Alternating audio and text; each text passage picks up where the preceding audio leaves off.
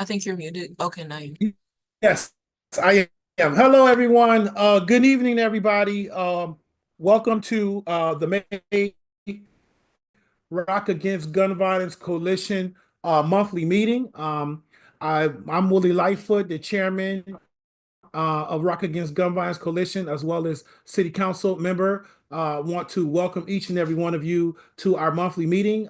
We have a packed agenda tonight when we will go through our regular agenda. However, as customary as we do, we like to start the meeting with a moment of silence. I also want to take an opportunity to acknowledge the untimely loss of our dear brother, Victor Saunders, who was a member of this coalition. And we lost our dear brother. I don't know if the information, I do have information, but I don't know if it's public yet. But I do have some information. My understanding is that his services will be on this coming weekend, Friday and Saturday. But I don't know if they're public. So if we find that out before the end of the meeting, we'll let you know. If not, then we'll wait to hear from his family or to be informed of that. But let's keep his family in our prayers. Of course, as many of you know, we also had another one of our great couple of our great leaders from our city pass away. Martha Hope, who was part of Seniors Expressions, as well as Minister James Muhammad. And so I just want to keep those individuals as well as others who have lost their lives. Of course, we had the 17-year-old on Alphonse Street in a couple of shootings just recently with some teenagers as well. So we want to just make sure that we keep everyone in our prayers. So I ask if you would, please, sir, please, ma'am, if you would join me in a moment of silence to honor all of what I've just spoken.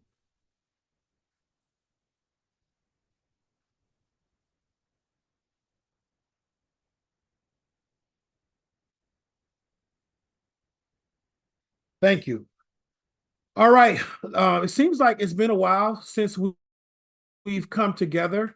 The coalition data subcommittee has been very, very busy. Have about 8 meetings we've had. And so we're going to give you an update on our progress on some of the things that, that we've been doing. Before we do that, we like to go over introductions. And I'd like to ask if there's anyone who is their first time attending a Rock Against Gun Violence Coalition meeting.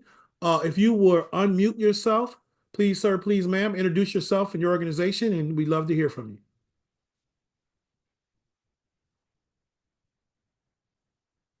you. Okay, so that means that we have regulars, which is awesome. Still awesome to see each and every one of you guys. So glad to have Kathy back with us. It's great to see you. And we're going to just go and continue right on our agenda. Typically, we have an update from the Office of Violence Prevention, but as I told you, I don't know if anyone from either the Office of Violence Prevention or that team. If they are, I'm on. oh, okay, yes, sir. Go ahead. You're up, sir. Yes, I'm Terrell Cunningham. I'm out of the Office of Violence Prevention. I'm the manager for the Office of Neighborhood Safety. On behalf of our director Zeke, who couldn't be on with us today.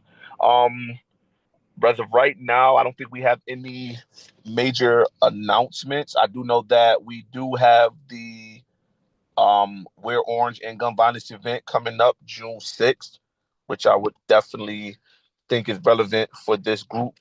I can send out that information. I also wanted to make sure, Mr. Lightfoot, that we have all the city council members appropriate shirt sizes and stuff for this year, so that because we are doing shirts and anybody in the group in this group as well, we'll make sure that everybody has their orange shirts that are being made, and hopefully everybody is able to come out. It'll be at Parcel 5.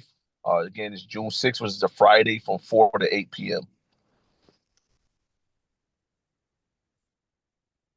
Yes, Terrell, if you don't mind, work with Dassy in getting all of the sizes for the council members. She'll make sure that she can get you all of the correct sizes for all 9 council members Absolutely. Thank and you. staff. Appreciate it. You're welcome. Does anybody have any questions? Anybody have any questions in that area? All right. We're going to go to our good dear friend, Captain Mura. Sir, you have the floor. Good evening, everybody, and thank you, Councilman Lightfoot. I'll run through these fairly quick. So for April, we had 30 handguns recovered. We had 8 long guns recovered. Year to date, that gives us 125 handguns so far and 26 long guns, and that was as of May 1st. So 147 total illegal guns off the street, which is an excellent number. And I will give you our year-to-date shootings. So far this year, we've had, now this was as of last week, so it's a little bit higher right now, but we've had 47 incidents of shootings, with 6 of those incidents having multiple victims, 53 total victims, unfortunately 11 of which were fatal. The median age for our shooting victims year to date is 30 years old. So it could be anywhere from 14, 15 years right up to in the 60s.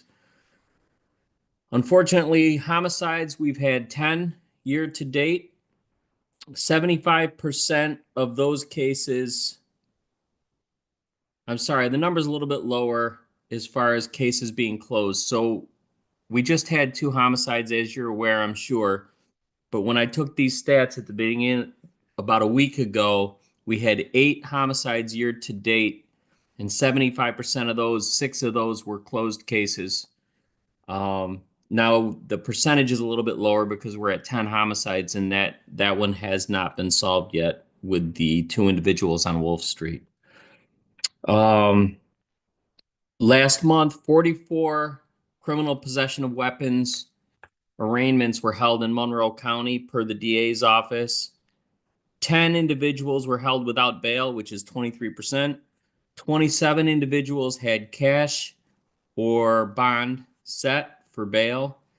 And of those 27 cases, 11 individuals had the cash bail set at $5,000 or less.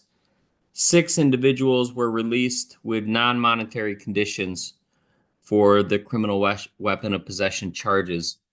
I will send an email as soon as I'm finished speaking with all of the data plus a bunch more. If you've seen it in the past, there's quite a bit of data, so there's no way for me to relay it over the phone or over the Zoom call, but you'll be able to see it firsthand once I send it, and I will do that once I'm finished. So that's all the information I have for you, sir, today, but I'm happy to take questions if you'd like. Yes, sir. Thank you, Captain Mura. Does anyone have any questions for Captain Mura? Kathy, I see your hand. Yep, you got to unmute yourself, hon. Sorry, Captain Mura. Sorry, Councilman. Captain Mura, in one of the 2 recent homicides, we learned that an 18-year-old who was the shooter was carrying the firearm. I have a couple questions around that. Does RPD have any information as to how the 18-year-old was able to come into possession of a firearm that is a pistol that you have to be 21, I believe, to access, to purchase, to carry in New York State? So how did that happen? And then number 2, I'm really interested in finding out what real-time communications does RPD receive in the way of support in identifying external related information to crime gun incidents. An example of this might be, in this incident, we know that an 18-year-old was in possession of a firearm. That's not legal in New York State. To the best of my knowledge, we do not have anything in place as a state that immediately goes into play once we learn that a youth underage is in possession illegally of a firearm. I'm wondering, is ATF and the New York State Police supporting RPD with the information RPD could use in real time, either in inspecting once they trace the gun, inspecting the supply source for that crime gun just to see whether there are any red flag alarms that might concern a law enforcement officer, to explain how did an 18-year-old get hold of a gun. So and that particular incident, that gun. And I'm curious whether any traces were done. I'm sure they were, but I'd like to know what the outcome of that was. Was the gun sold legally to someone and then transferred to an 18-year-old illegally? And in that instance, I'd also like to know what was the time to crime on that gun. I'd like to know what the turnaround is on these incidents of crime guns linked to homicides. Okay. So it's a lot of questions. Yeah, it's a lot of questions, but I think I'm going to answer it fairly quickly for you. The ATF and the state police give us all the assistance that we could possibly ask for when it comes to gun arrests, gun crimes, homicides, anything that we ask them for. They are more than helpful, and they go above and beyond, giving us all the help that we can utilize. From an RPD standpoint, this is a relatively recent incident, so because this crime has not been brought through the court system, there's no way that I would have the information yet until this entire crime and arrest was done and it went through the court system. However, what I can tell you though is that from an RPD perspective, if we find an 18-year-old with a handgun, that particular handgun is going to go through the same process as if we found a 21-year-old with an illegal handgun. It's going to get vetted. It's going to run through the system. We'll find out where it was taken from, when it was taken. All that takes quite a bit of time, as you could imagine. In this particular incident, I couldn't give you any information on it yet because I simply don't have it. However, we will absolutely get it at some point. And certainly for an 18-year-old to have an illegal firearm, it was given to or sold to that 18-year-old illegally, without a doubt. When and where that took place, that's for the ATF and the state police to figure out. We've had numerous arrests recently within the last 5 or 6 months where individuals were going down to Georgia or to Ohio and coming back with numerous handguns, and we've made those arrests. So in this particular case, I don't have an answer for you, although I do have your questions. I can forward them to Major Crimes, and we can try to get that information. However, I can almost guarantee you that we won't be able to share it until after the individuals that are arrested go through the court system.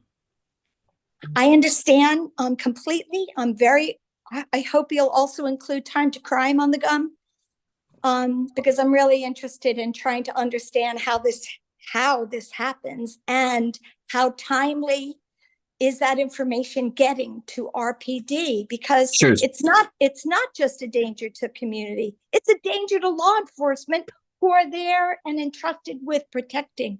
It's a danger for everybody in the community. Well, I can tell you, Kathy, I can tell you that one arrest that we had, and I won't use names because the individual hasn't gone through the court system yet, but one arrest that we had within the last few months, an individual went out of state with a couple more individuals. They found somebody out of state that was willing to buy them the handguns. They bought them the handguns, and then they drove them home, and we were able to take them into custody coming across the state line. Wow, it's incredible. So it happens that quickly. That's incredible. Incredible. So I'll thank you, Captain Mura. I'd appreciate any information that you can get to us. Thank you. You are welcome. Joseph, I see your hand, sir.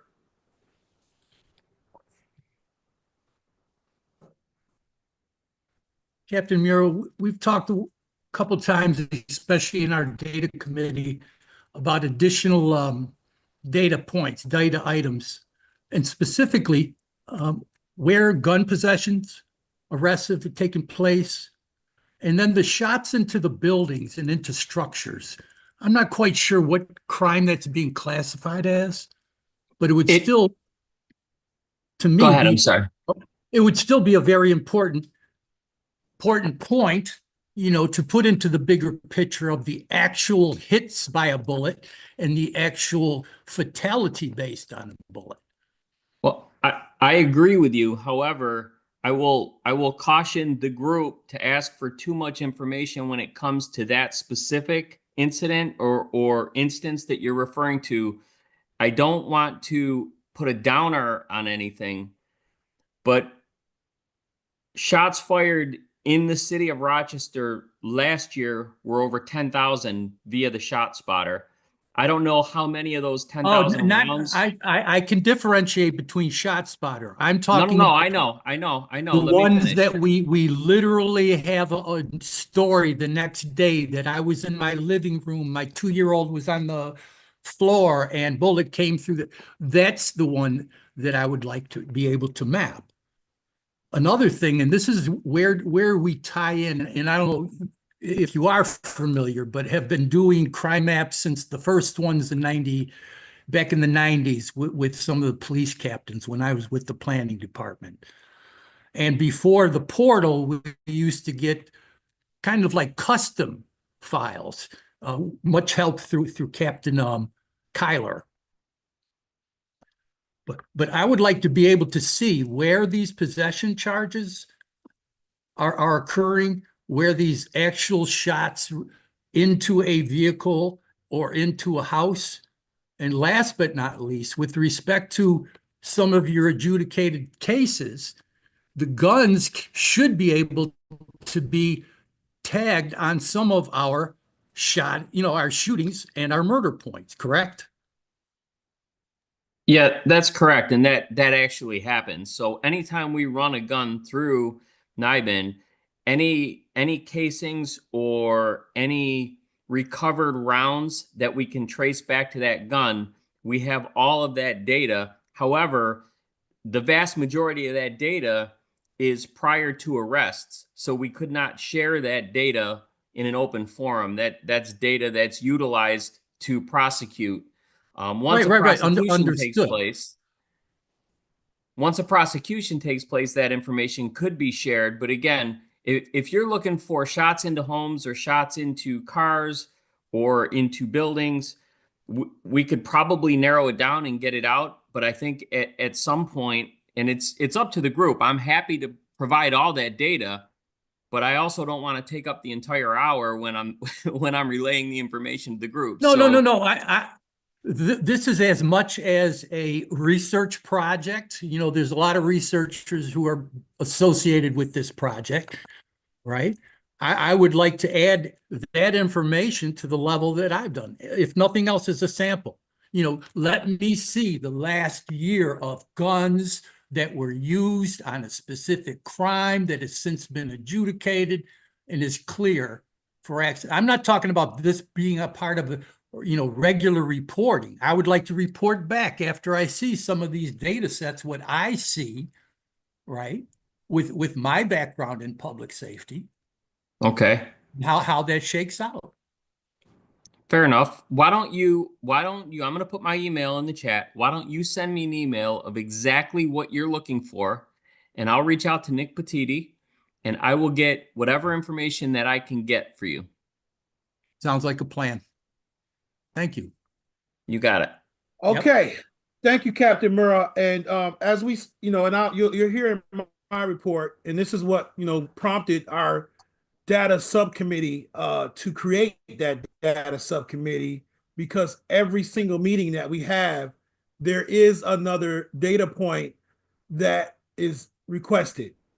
And so we constantly are being challenged and or made aware, if you will, or educated on various different data points that maybe the open data portal that we currently have doesn't provide. So that is the reason why, and you'll hear it in my chairman's report of the work that the sub data committee has been, and why that work is so valuable and so important to the discussion and to the community for that matter. And we'll talk about that a little bit later. I wanted to see if Septimus, is he on the call, Dassey? He is, but he's back? not. Yeah, I saw him earlier. Yeah, he has to be put at the end of the agenda because he's kind of in transit. Okay, fine. Well, just let me know when he's ready and just chime in and either him or Okay. you can either in the chat or whatever, just let me know when he's ready, okay? Okay, sounds We do good. have a presentation that we're going to get from one of our partners here, Septimus. But from there, we'll go on to committee reports. Do we have anything from the media committee? Let's see everybody here. All right. I see Ruth on the call. What about the youth committee? Ruth, how are you? Got anything to share with us tonight? I see her on the call, but she may have stepped away. All right. Let's see. We got anybody from I seen Tanios. Tanios, you have anything for us tonight? Mr. Oh, Lightfoot, here's can you Ruth. hear me? Okay, Ruth. Yes, Go ahead, Ruth. hello. Yes, we can. Yes. Hey. Hi, how are you? Can you hear Doing me? wonderful. Yes. Okay, Yes, wonderful. ma'am. I have not met with Septimus as of yet, but I do have something that I have written up for June, July, and August. I just want to have a meeting or two with him and see where he stands with it, and then we can get back to you with a report. Sounds good. Thank you very much. Mhm. Appreciate you. As Resource Educating rep. Committee Thank you, goes, Ruth. Tanios, no, go ahead, sir. no new updates here. I'm sorry. You're muted, Tanios. There's no There new you go. updates here. Go ahead. Can you hear me? Okay, wonderful. Thank you. Yes, we can hear you. Thank you. Thank you. Is there anybody from the resource committee? I don't think I see Aaliyah Hinton or any of her people on the line. All right, crisis intervention. Anybody from crisis intervention on the call? Okay. And then we're gonna go. Well, I will go ahead and start with my report then. And then hopefully by that time we will have Septimus back with us. But so just to give you guys an update, the data committee. First of all, let me back up for a second. We asked that all of you who have any of events for the next up and coming months, whether it be the rest of this month, even though this month, unbelievable, in just a couple of weeks will be over. But if you have any events, June, July, August, September, please let us know. Put them in the chat or please send an email over to Dassy so we can try to make sure we get all of that information out to the rest of the members on the group. So to let you know kind of the work that we've been doing, it's kind of this year, our goal, we had a 2-phase goal. Last year, we were working on releasing going out, educating people on the gun trace data report. We also had our youth summit last year as well, which was really great. And this year and as well as unleashing our report from last year as well. But this year, our focus has been in working to get another gun trace data report, which we think is very, very important. The first one a couple years ago was very helpful to law enforcement and to organizations. And we've had conversations with the mayor. There is definitely a will and interest to do that. It's left in the mayor's office at this point in time to proceed with Brady to renew or to expand or extend the a memorandum of agreement to do another gun trace data report, hopefully this year.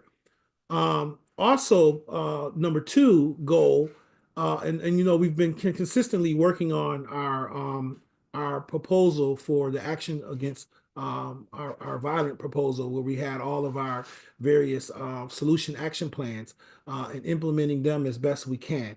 And some of that work has been done. I think probably by next meeting, we'll try to give you, we'll give everyone an update on where we are in regards to the solution action plan as far as timeline is concerned. But one of the things we're working on, and we've been working diligently on, and I think a lot of the members are here on this call who are also participating on the sub-data committee, is that we were looking at creating a new data tool, whether it be a hub or a lake house or a combination or hybrid of both. But it's a new data tool that we're looking to do a pilot on to create, to fill in some of the gaps from the non-existing data, public data that we currently don't have existing. Our committee has met 7 times, and then we had a very important meeting on last week where we convened a lot of stakeholders to discuss. It was very well attended. It was a hybrid meeting.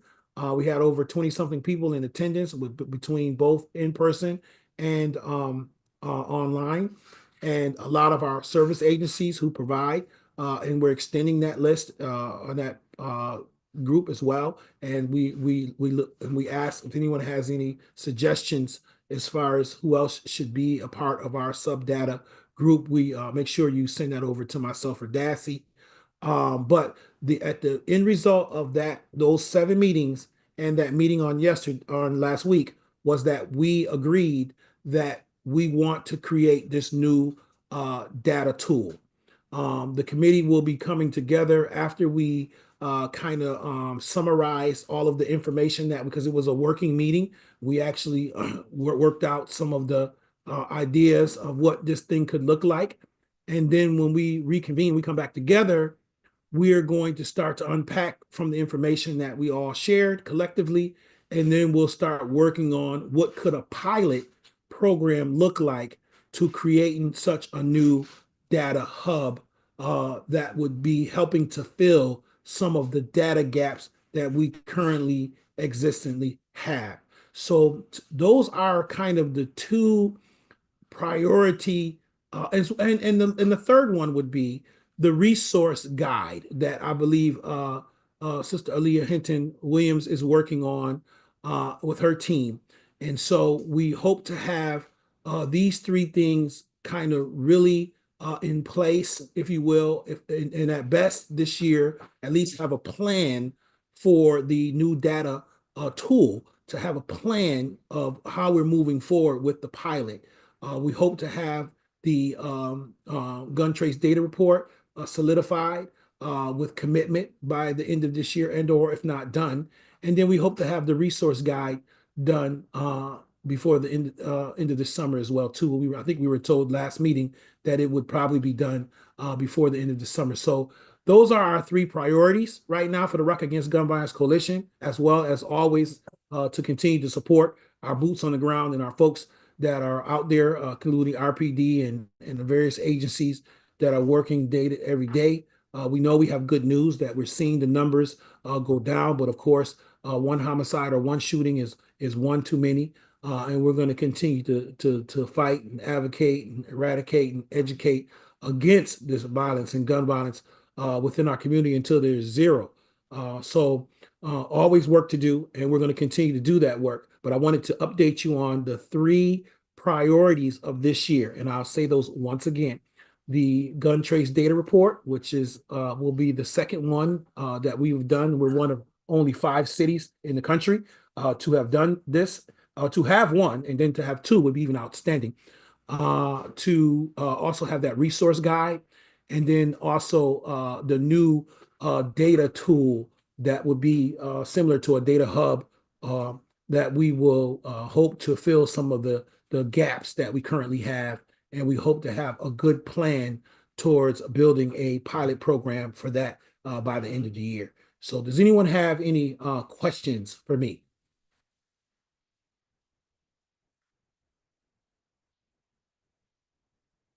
Okay.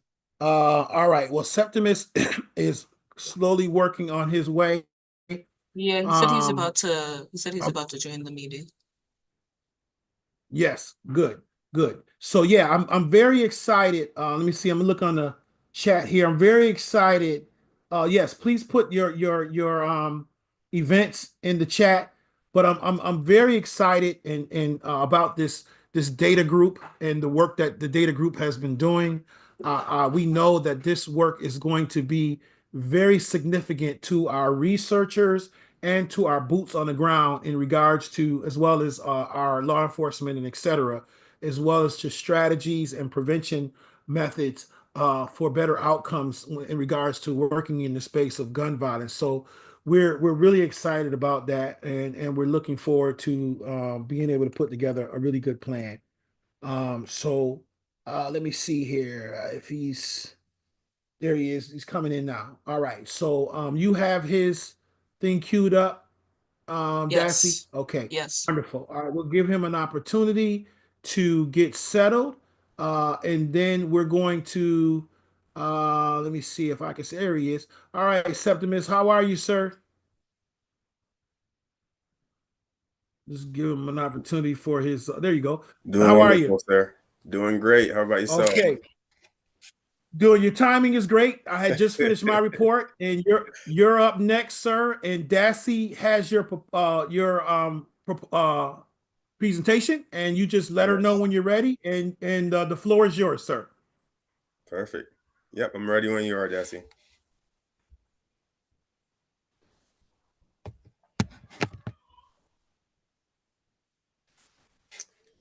All right. So good evening, everyone. My name is Septimus Scott. I am currently a graduate research student, clinical psychology research student at Brockport College. And my focus area of study is mainly utilizing psychological theories to help address the gun violence situation. I shouldn't even call it a situation. The pandemic that we have in the city of Rochester. We hear a lot of the times that they're reporting that the violence is going down, but it's not really. Well, it actually is, because of organizations like RAGVC and a lot of other organizations that are really focused on reducing violence in the city of Rochester. And all around the world, we know that overall violence in itself, as people are becoming more aware and more educated, is actually getting lower and lower. This research in itself, or this research proposal in itself, is focusing on reshaping peer influence to reduce gun carriage amongst youth, BIPOC youth, ages 18 through 28. As we know, BIPOC youth are the ones most affected by gun violence in itself. So the idea is that human nature in itself can be violent. The presence of a weapon alone can induce violent acts against another person. So the idea here, the concept is to try to be able to change people's attitudes and behaviors towards wanting to even carry a gun. And typically we know that normative behavior or norm culture, as some people call it, is what influenced a lot of our youth in this age group or in this demographic to want to pick up a gun. Next slide, please, Dassey. So as I shared before, so we know that gun violence is a top cause for youth, especially BIPOC youth, Black, Indigenous, people of color, and peer influence plays a major role in gun carriage. This study explores how reshaping peer influence can reduce gun-related behaviors. Next slide, please. So the research objective in question here, the objective is to assess whether interventions targeting peer dynamics can reduce attitudes toward gun carriage. Pardon me. And the research question is, can reshaping peer influence impact gun carriage among BIPOC youth in Rochester? Next slide, please. Hypothesis here is that promoting things like nonviolent conflict resolution and pro-social behavior via high-status peers will reduce gun carriage attitudes and behaviors. Next slide, please. So the theoretical framework here is based on psychological theories. So looking at social norms such as injunctive and descriptive norms. I'll go into this in a little bit more detail as we move forward within this presentation. So we're also looking at normative social influence, peer modeling, and group dynamics. And I'll also leave a space for some questions towards the end as well. Next slide, please, Dassey. So I'm looking to For participants, about 40 to 60 Black, Indigenous, people of color youth, preferably male, but ages 18 through 28, from high-risk urban areas, and identifying that obviously through the information that we've gathered here, and utilizing a between subject design, intervention versus control group. For ethical purposes, I'm looking at utilizing a waitlist control group. That's pretty much where the individuals who participate in the control group also get to utilize the intervention following the conclusion of the research. The research will focus on workshops being held at least 3 times a week for a period of about 3 months. Next slide, please. Intervention details. So the workshop will include things like challenging gun myths, conflict resolution training, peer mentoring by high status peers, and obviously followed by debrief sessions and group discussions towards the end of every group or every workshop. Next slide, please, Darcy. To measure the effectiveness pretty much of the, to measure the effectiveness of this research, we'll be utilizing measures such as the peer influence scale, which I'll go into a little bit more detail towards the end of this presentation, adolescent peer relation instrument, attitudes towards gun and violence questionnaire, conflict resolution inventories, positive youth development inventory, as well as social connectedness scale. Next slide, please, Darcy. So for some ethical considerations in this process, we'll be utilizing an informed consent form, confidentiality procedures, as well as counseling support being provided. At times, conducting research like this can trigger certain types of emotions based on the individual's experience or life experiences with gun violence or any type of trauma that's relative to violence. The focus is also to have a minimal risk with trauma-informed approaches, so utilizing very culturally sensitive and culturally aware and trauma-informed approaches to try to lessen any negative impact that this may have on participants.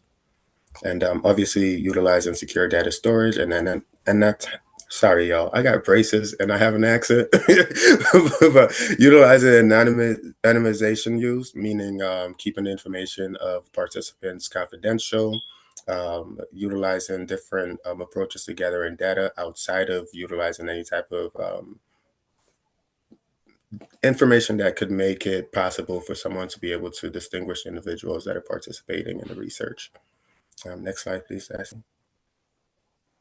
So data collection and analysis will consist of quantitative data analysis, just utilizing a pre-test, post-test approach through surveys, and analyzing those findings by conducting a peer sample t-test and SPSS. Also, there will be a qualitative aspect of this research where we'll include interviews and observation data coded for peer norm and behavioral changes. Next slide, please, Darcy. So the anticipated outcomes of this research will be in seeing a reduction in pro-gun attitudes, increase in nonviolent conflict resolution, validation of peer influence theory as an intervention strategy. Next slide, please, Darcy. Implication in future research. So if effective, peer-based models can be scaled to other urban areas, not just in Rochester. And also we want to look at things and integrate more economic and community supports for deeper impact. So having a more well-balanced research, right, that incorporates how economic standing and other types of resources and supports that may be offered can also impact attitudes towards gun carriage. Next slide, please, Darcy. So to go in a little bit more about descriptive and injunctive norms. So a descriptive norm is what people actually do in a given context or in a given situation. So for example, most youth in my neighborhood don't carry guns. That's stating that most youth in that neighborhood don't carry guns, right? So like, how do we talk about those things? How do we highlight what most people, it's the norm of act, right? Like, so how do we actually state the things that are happening? Because sometimes what you find is that you can have a negative impact by stating that a lot of people have guns, right? If you're saying, hey, this person has a gun, everybody has a gun, everybody has a gun, these youth are then motivated to want to go out and get a gun because they feel like everyone has a gun. Injunctive norms are what people believe is right, people believe is the right thing to do. So people in my group, so for example, people in my group think carrying a gun is wrong, right? So how do we get that type of messaging out to youth, and how do we interact with one another? How do we create a culture where we're more injunctive about those types of statements, right? Making a direct statement like, no, utilizing a gun in this capacity is completely wrong. We don't shoot each other. We don't want to carry guns to harm each other. If you're not going hunting, what you need a gun for? What do you need an assault rifle for if we're not going hunting, or if you're not in a military drill or some type of service? These norms drive peer influence in themselves, right? Descriptive norms rely on informational social influence, and injunctive norms operate through normative social influence. Next slide, please. So some of the measurement instruments that I discussed earlier, like the peer influence scale, measure susceptibility to peer influence, especially in decision-making context. This is important to have, both to try to have a robust research in itself, but also to understand the capacity of peer influence on a lot of our youth here in Rochester. Also looking at the adolescent peer relation instrument, this assesses peer relationships such as bullying, victimization, and perceived peer norms. So having a better understanding of what the actual peer norms are and how those things affect our youth population. Third here is attitudes towards gun and violence questionnaire. So really just having an understanding and what people believe and what their emotions are about guns and violence overall. We also have the gun attitude scale, which assesses personal views and comfort levels towards guns. Next slide, please, Darcy.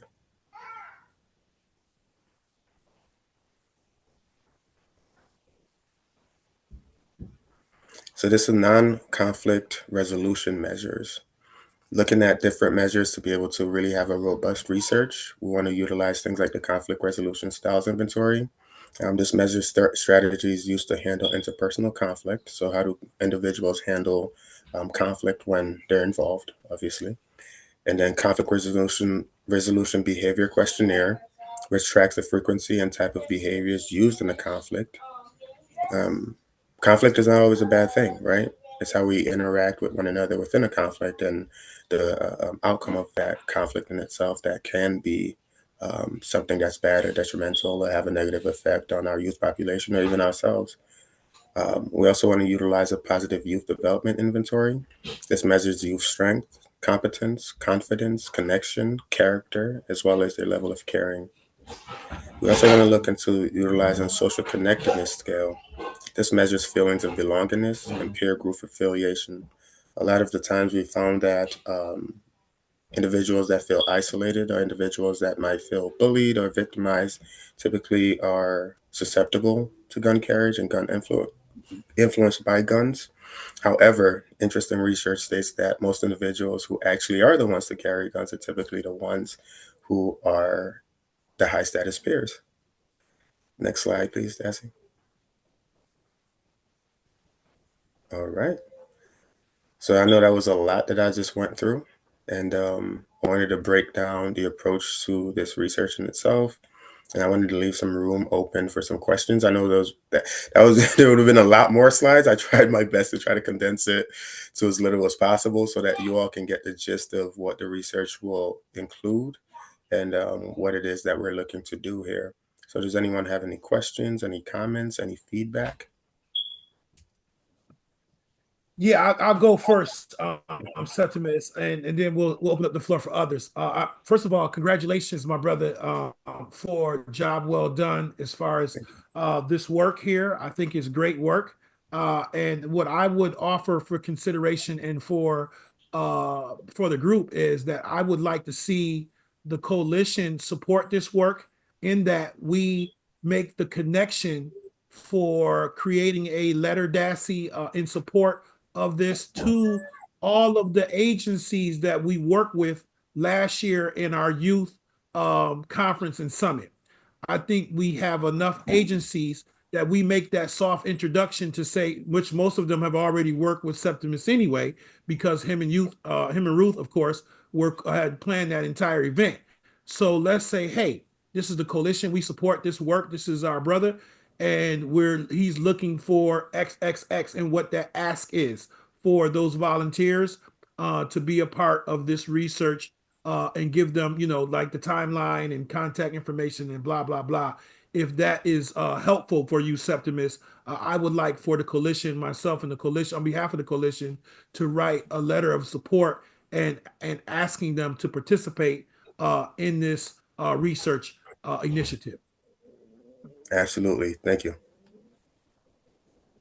Any questions? The floor is open, ladies and gentlemen.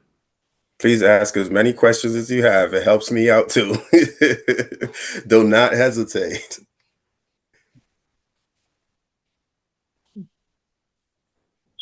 Great job, Septimus. This is Louis Aponte. Great job. Thank you, Luis. Appreciate it.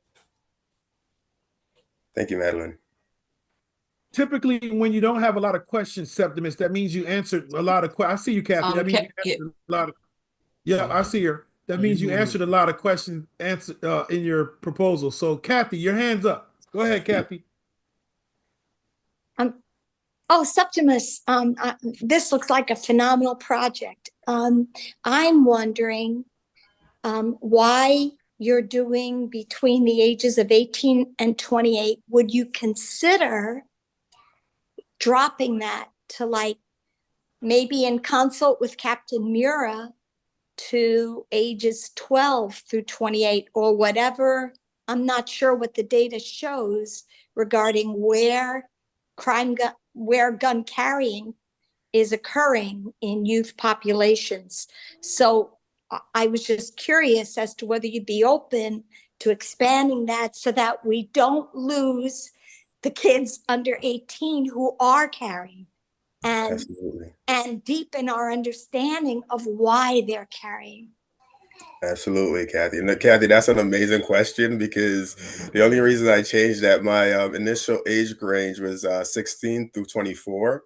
And, once you've dealt with that IRB, the Institutional Review Board, things get kind of complicated sometimes. So to kind of avoid all of the consents and all of the risks of having younger age groups, we want to, you want to put it between the age of 18 through 28. But as the coalition, I am definitely open to looking at individuals, I mean, even as young as 12, and getting a better understanding through collaboration with Captain Mura, understanding the age range of individuals that are mostly impacted with gun violence, gun carriage, and utilizing that age group to conduct this research.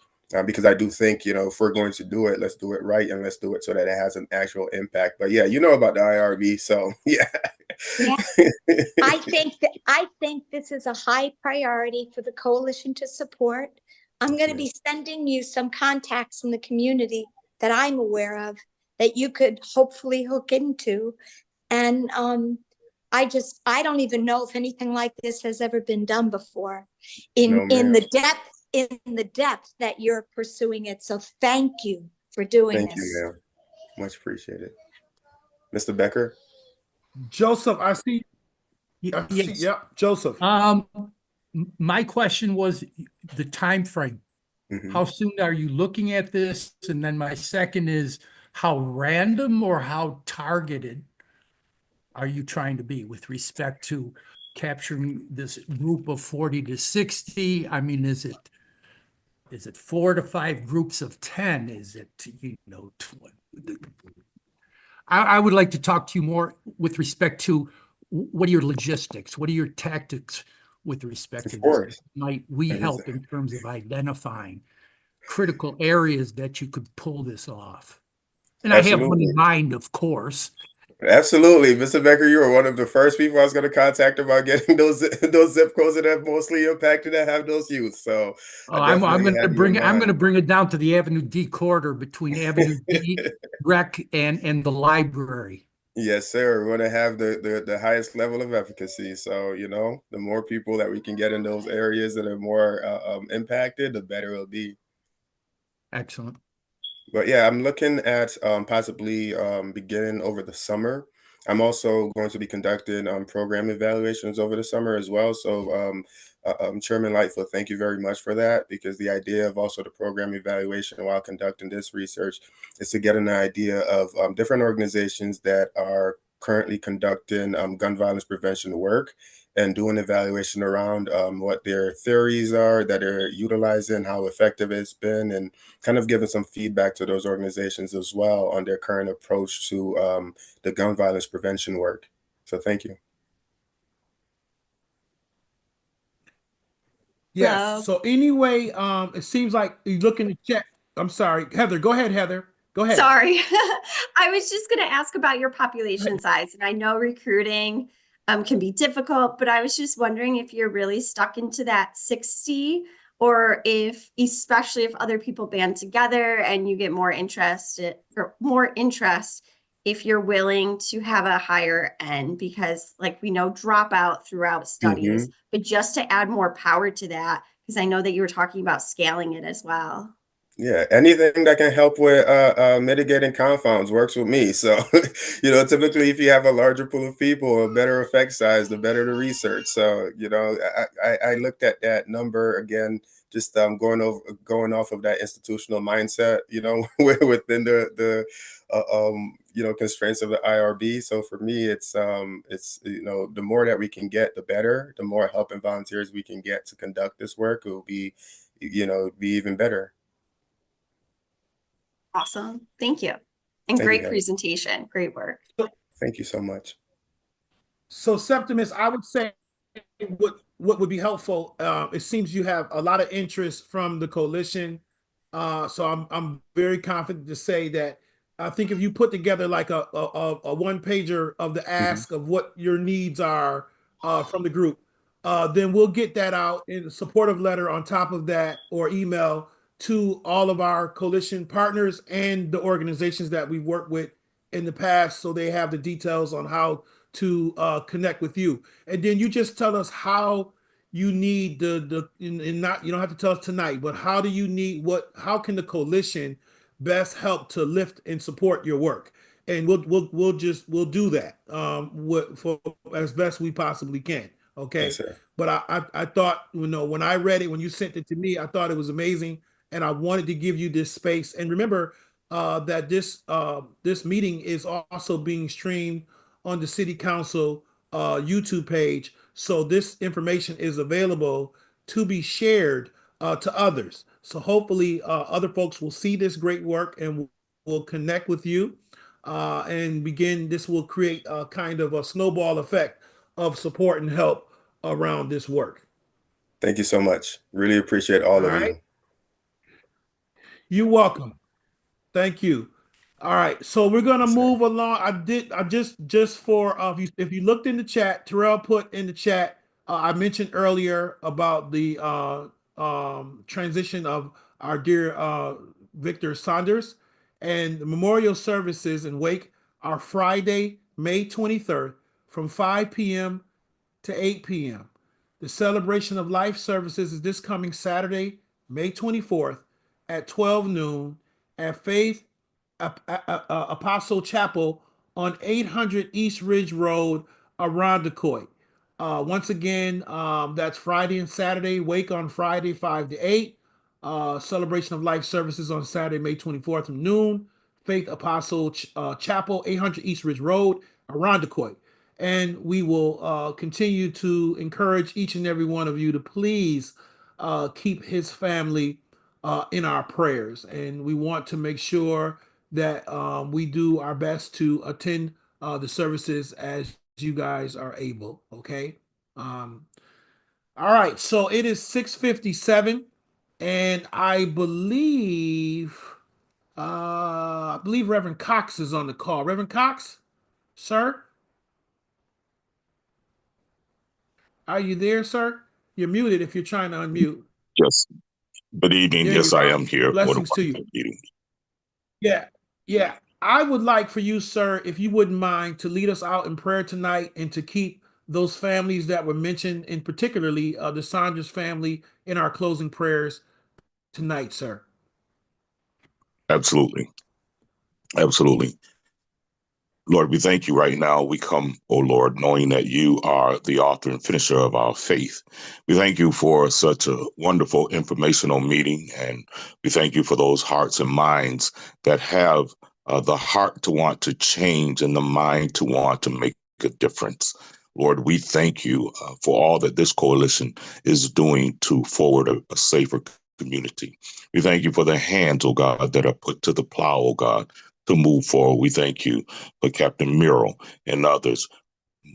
We want to thank you, oh God, and we ask that you cover the Saunders family and the other families that were mentioned on this evening. We thank you, oh Heavenly Father, for the life, the legacy of Victor, whom we all have had a chance, or most of us have had a chance to work closely with. He will be deeply missed in this community, but we know that he's in your hands.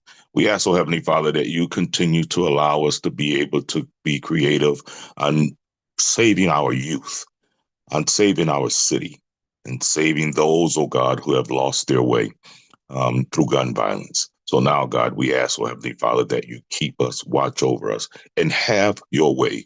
We thank you, oh God, for Willie Lightfoot. We thank you, oh God, for allowing him to be at the helm, oh God, that we may be able to follow direction and collaborate as one, again, to make this place, this city, a safer one to live. In the name of Jesus, we pray, oh God. Hallelujah and amen. Okay, folks, God bless each and every one of you. Enjoy the weather as best you can. And until we see you again, God bless you and peace and blessings.